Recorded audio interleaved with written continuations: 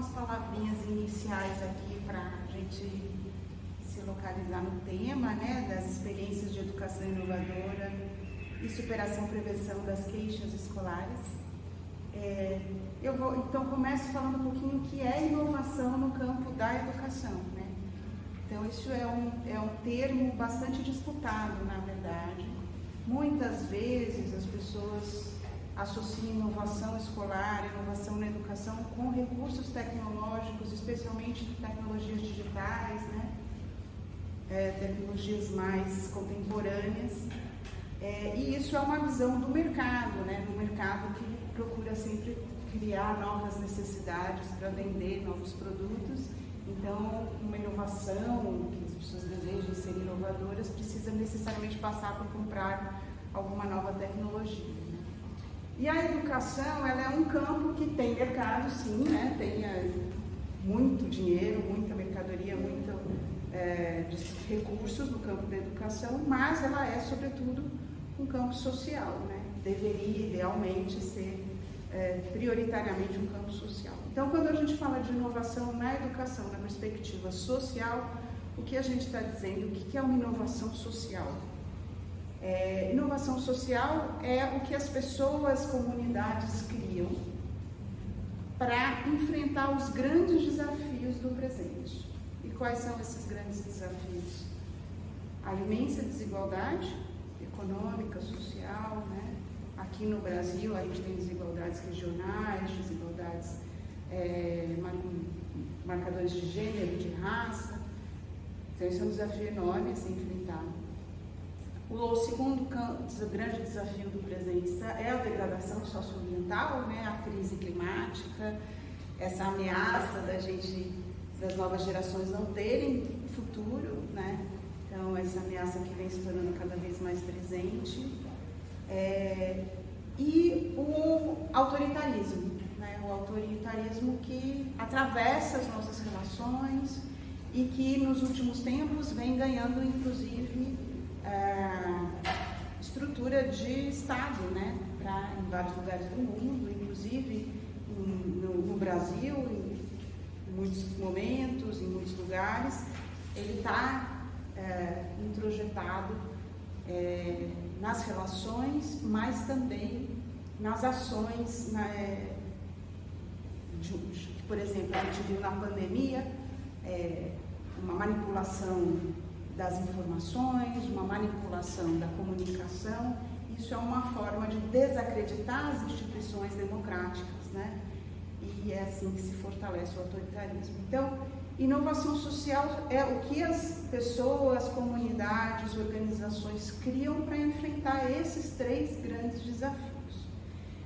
Na educação, isso se coloca de forma muito clara, né? A gente vê, visualiza, sente, percebe, experimenta esses desafios no cotidiano das escolas e das organizações educativas não escolares.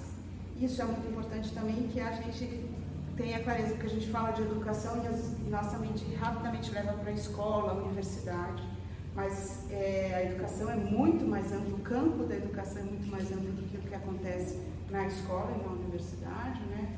As famílias educam, as comunidades educam, e há milhares de organizações educativas que não são, não formalizam, não diplomam, não certificam, né?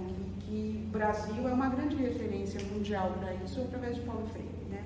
O pensamento de Paulo Freire, a prática de Paulo Freire vicejou muito mais nas organizações educativas não escolares, embora o Paulo Freire muitas vezes esteja nos PowerPoints, esteja nas frases finais, nas apresentações, nome de centro acadêmico e tal. Poucas vezes ele está nos currículos das universidades, né?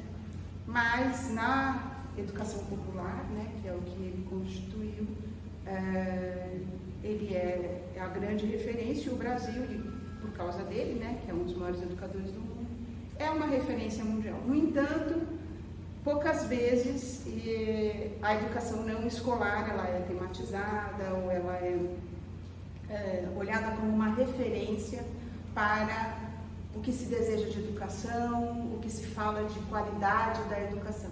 E esse é um assunto importante também para a gente pensar.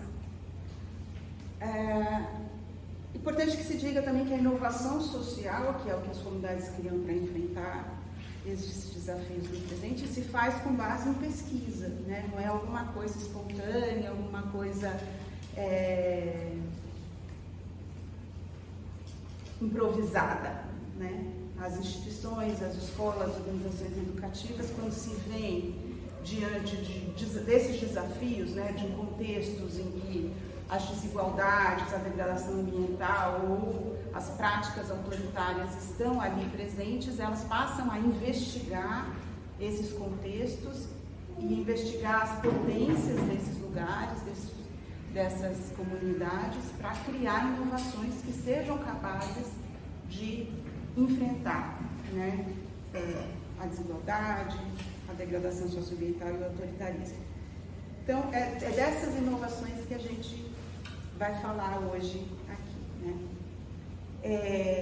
Então, de uma forma geral, a educação inovadora, ela vai se atualizando e se reinventando a partir também de valores e de movimentos sociais do campo da educação que trazem novas questões, novas pautas e novas práticas, né? Então, eu já falei de Paulo Freire, mas a gente tem vários, né, outros pensadores e próprias tradições e experiências na educação brasileira. Não vou entrar em detalhes aqui, porque é pouco tempo, porque não é exatamente o tema, mas eu acho que 4 grandes características da educação inovadora são importantes a gente trazer aqui, né? Ela é democrática, então a gente está falando de experiências que criam caminhos para que as pessoas aprendam os valores e as práticas da democracia durante a sua experiência educacional, né? Ela é inclusiva, e aí a gente está falando de incluir a todas, todos e todes, né? A gente está falando, claro que isso é um movimento prioritariamente das pessoas com deficiência e das suas famílias, mas a gente está falando de uma sociedade extremamente desigual, que inclusive há muito pouco tempo incluiu as pessoas de diferentes origens socioeconômicas no mundo escolar e até hoje enfrenta grandes dificuldades. Aliás, recentemente, essa semana, saíram dados do PNAD com números de evasão escolar de pessoas fora da escola enormes, né? Eu ainda não me apropriei desses números, eu estava na Bahia, mas na Bahia, 50% dos estudantes da educação básica estão fora da escola. E eu acho que esse número, seguramente a Bahia não é o pior lugar do Brasil. Então, a gente está falando de incluir ainda um processo de inclusão de todas as pessoas, de todas as origens socioeconômicas, raças, lugares do Brasil, contextos, né, urbano, rural, periférico, de floresta, ribeirinho, na educação escolar ou mesmo na educação comunitária. A gente está falando de educação integral, que é essa perspectiva que eu mencionei, né, de uma escola que está integrada no seu contexto, na sua comunidade, que conhece os desafios do lugar em que está, se envolve, se coloca a serviço de melhorar a vida das pessoas que estão ali, né, um compromisso sendo a instituição, né, e aí como a gente está falando de queijo escolar, eu vou me deter mais na escola, né, a escola se colocando, é a instituição pública, responsável pela socialização das novas gerações e também responsável pela produção de conhecimento. Quando ela consegue deixar de ser uma instituição de reprodução de conhecimento para ser uma instituição de produção de novos conhecimentos, ela consegue ser absolutamente única na comunidade em que ela está, né? Porque o posto de saúde não tem esse papel, o bar não tem esse papel, a igreja não tem esse papel, mas a escola tem, né? Então tem essa possibilidade, de fato, de articular um projeto local de transformação. E a última característica importante que a gente falou é justamente a da transformação, né? Então, falando de uma educação transformadora, no sentido de não só a escola se coloca com este papel em relação à sua comunidade, mas é capaz de formar os estudantes com as habilidades e as competências necessárias para se sensibilizar em relação ao mundo, se organizar coletivamente, ter ideias de como transformar o mundo e fazer essas ideias acontecerem, né? Colocar ideias em práticas que têm impacto social. Então, essas são as 4 características importantes da educação inovadora que eu trago aqui, né? Democrática, inclusive, integral e transformadora. Bom, onde é que estão essas escolas e organizações inovadoras e escolas especificamente aqui no Brasil? Elas estão espalhadas em diversos contextos, né? Eu falei aqui na minha apresentação que eu tive uma passagem pelo MEC, em que eu fui responsável por uma iniciativa criada pelo ministro Renato Janine Ribeiro de comunicar à sociedade brasileira de que é preciso garantir qualidade na educação, mas é preciso também transformar o modelo escolar vigente. Então, a gente fez um mapeamento de onde estão essas iniciativas inovadoras e criativas na educação básica. E em poucos meses foram mapeadas 178 instituições, seguramente há muito mais que isso, mas foi o que foi possível, né? Quem atendeu uma chamada pública que a gente fez na época, em 2015. Então, a gente está falando, não estou falando de milhares, mas estou falando de algumas centenas de instituições educativas, inclusive escolas, mas não só escolas, escolas públicas, privadas, comunitárias, da educação infantil, ensino fundamental, ensino médio, ensino técnico superior, escolas do campo, da cidade, da floresta, nos contextos ribeirinhos também, né? Em todos os lugares tem instituições com essas características que eu falei aqui, né? Que se comprometem com o território cristão e que são capazes de criar jovens, pessoas comprometidas com a transformação do lugar onde vivem. Bom, e aí finalmente eu chego aqui no tema específico, né? Que é a superação ou a prevenção das queixas escolares. Por que nessas instituições há menos ou não há queixas escolares? Né? Por que elas são instituições que superam essa situação? E aí eu falo de 5 características básicas. A primeira é que o projeto pedagógico dessa instituição é coletivo, tem um sentido compartilhado. As pessoas que participam dessa instituição conhecem o seu projeto pedagógico, são autoras deste projeto pedagógico. Faz sentido para todo mundo que está ali, os professores, os funcionários, os estudantes, as famílias, aquela escola, aquele lugar. Então, aquilo é um sentido coletivo, o que é uma característica muito comum nas escolas convencionais, é que não há um sentimento de equipe entre os trabalhadores da escola, né? Cada professor vai lá, dá a sua aula, vai embora, né? Se sente muitas vezes muito isolado.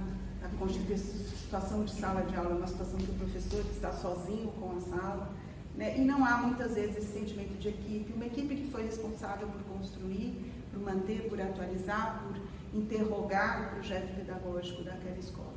E na escola inovadora isso não acontece, né? Aquele sentido compartilhado é cotidianamente reconstruído, né? Então todos se sentem parte dali.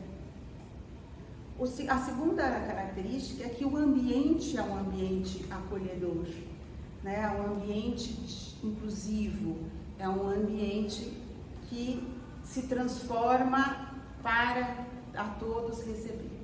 E eu vou deixar aqui, eu vou fazer uma crítica a essa instituição que a gente está aqui hoje, porque quando eu cheguei e entrei para pegar o elevador, eu vi lá um cartaz, né, que dizia: crianças não são permitidas na sala de aula, né?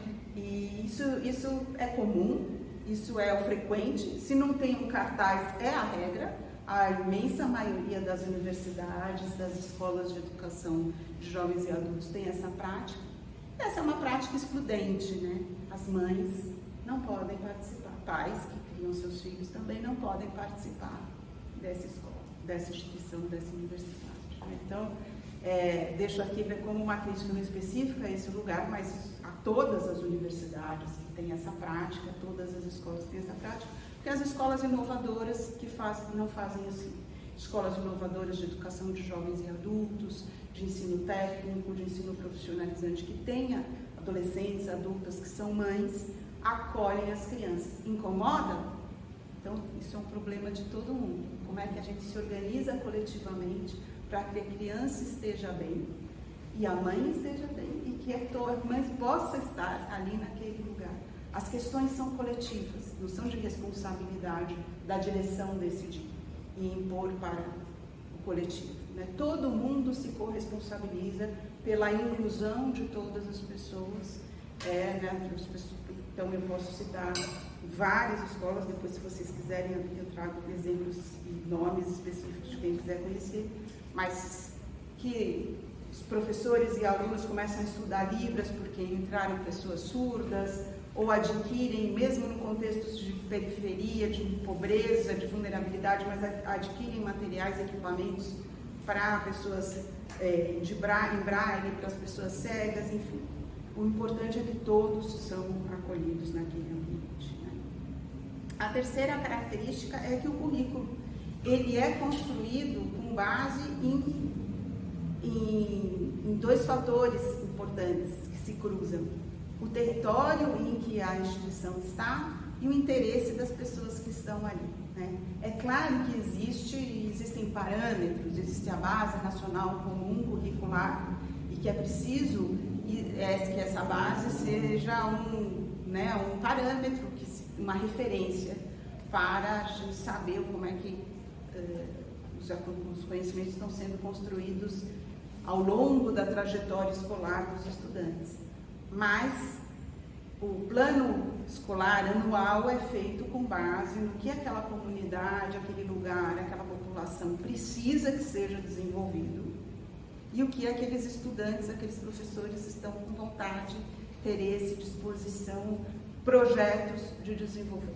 E é obviamente que então aí a base, o diálogo com a Base Nacional Comum Curricular quais são os conhecimentos do português, da matemática, da geografia, da história, do inglês, que vão ser mobilizados para dar conta da realização desses projetos, desses estudos, dessas pesquisas que aquele coletivo de estudantes e professores querem realizar. Então aquilo possibilita um engajamento muito maior dos estudantes, um engajamento muito maior dos professores. Então eu acho que grande parte das queixas escolares vem da falta de engajamento, né? O desinteresse dos estudantes de estar ali. E um currículo que é construído nessa perspectiva evita esse tipo de situação, né? A quarta característica é que são metodologias que fortalecem a capacidade transformadora dos estudantes e dos próprios professores, né? Porque são metodologias que passam necessariamente pelo autoconhecimento, a gente conhecer as nossas próprias capacidades, interesses, né? No processo em que a gente se sensibiliza em relação ao mundo, entende o que é que nós nos mobiliza em relação ao que a gente quer trabalhar, né? Se dedicar. A empatia, né? Que é a capacidade de você perceber as diversas posições numa determinada situação e como alterações nessa situação impactam diferentemente as pessoas. Então, as metodologias que levam ao desenvolvimento desse autoconhecimento, dessa empatia e dessa capacidade de colaborar em equipe, de trabalhar em equipe, de colaborar com o outro, de mediar conflitos, né? Então, os conflitos, também fonte importantíssima das queixas escolares, não são negados no ambiente de uma escola inovadora e circunscritos, vai para a sala da diretora e a diretora resolve, né? Os conflitos são oportunidades em que as pessoas exercem a empatia, a colaboração, a compreensão das diversas situações envolvidas para criar uma solução que seja satisfatória para todo mundo, né? E por fim, a última característica é essa articulação com os outros atores da comunidade em que a escola está, né? Os outros equipamentos que atendem as mesmas famílias, da saúde, da assistência social, da cultura, né? Da justiça, enfim, para que aquelas famílias sejam atendidas a partir de um olhar interdisciplinar, a partir da constituição de equipes de referência.